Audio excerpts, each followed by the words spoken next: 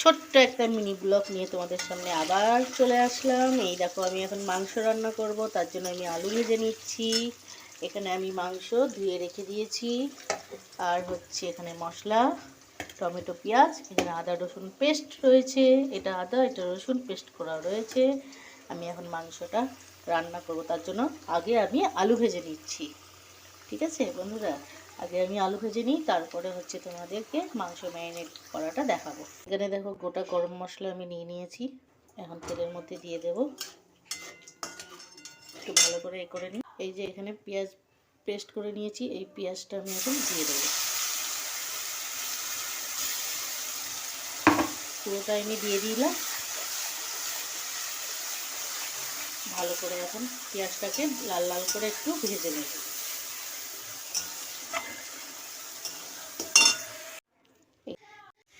এখানে আমি জিরে, ধনে আর হচ্ছে লঙ্কার গুঁড়ো, হলুদ, টমেটোটা পেস্ট করে এর মধ্যে আমি সব একসঙ্গে মশলাগুলো নিয়ে নিয়েছি।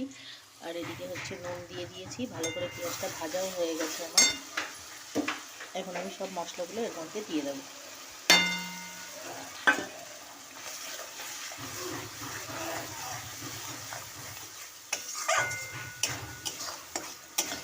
ভালো করে আমি সব মিশিয়ে নিচ্ছি। এর মধ্যে মশলাটাকে মিশিয়ে নেওয়ার পরে আমি কিছুক্ষণ কষিয়ে নেব। দেখো মশলাটা ভালো করে আমার কষানো হয়ে গেছে, তেল বেরিয়ে গেছে। আমি একটুখানি কাশ্মীরি লঙ্কার গুঁড়ো এর মধ্যে দিয়ে দিচ্ছি, একটু রঙটা ভালো হওয়ার জন্য এর মধ্যে আমি দিয়ে দিচ্ছি। ভালো করে মিশিয়ে নিচ্ছি।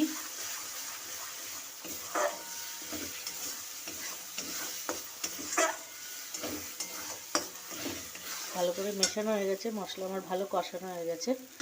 আমি এখানে বলেছিলাম ম্যারিনেট করব চিকেনটা, কিন্তু চিকেনটা ম্যারিনেট করিনি, যেহেতু একটু তাড়া আছে বলে।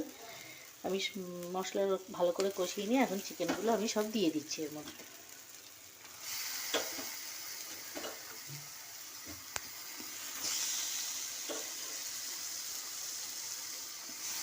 চিকেনটা দেওয়ার পরে এখন ভালো করে কষিয়ে নিই।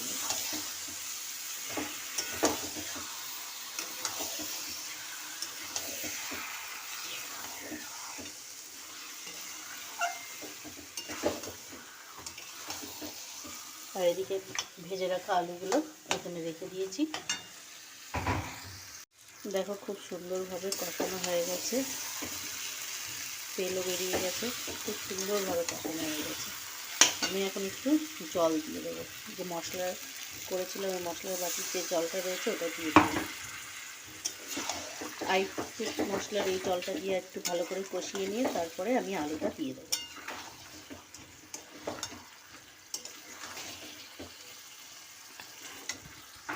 যে জলটা দিলাম, জলটা দেওয়ার পরে যে ভালো করে কষানো হয়ে গেছে, এখন আমি ভেজে রাখা যে আলুগুলো দিয়ে দেবো। দিয়ে ভালো করে আমি নেড়ে চেড়ে এবার আমি জল দিয়ে দেব। কেমন হয়েছে তোমরা কিন্তু বলবে। হ্যাঁ, কালারটা কিন্তু একদম জুসি হয়ে গেছে। ও, খেতে যা স্বাদ হবে না, হেভি হেভি। এদিকে দেখো ভালোভাবে কষানো হয়ে গেছে, তো আমি এখন জল দিয়ে দেবো। আলুটা দিয়ে ভালো করে কষিয়ে নিয়েছি। এই যে আলু ভালো করে আমি এখন কষিয়ে নিয়েছি, তেলও ভালো বেরিয়ে গেছে, আর দেখতেও হেভি হয়েছে, খেতেও ভালো হবে আশা করি। হেভি স্বাদ হবে এটা। এখন উষ্ণ গরম জল রয়েছে, এখানে আমি ঢেলে দেবো।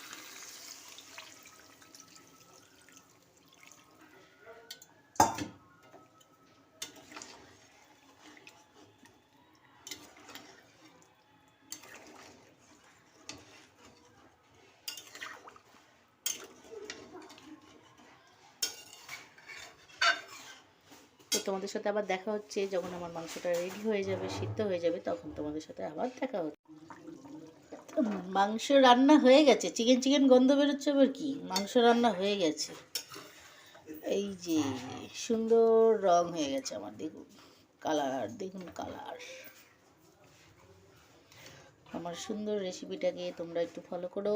তোমাদের খেতে তো দেবই, লাল লাল ঝোল ঝোল লাল ঝোল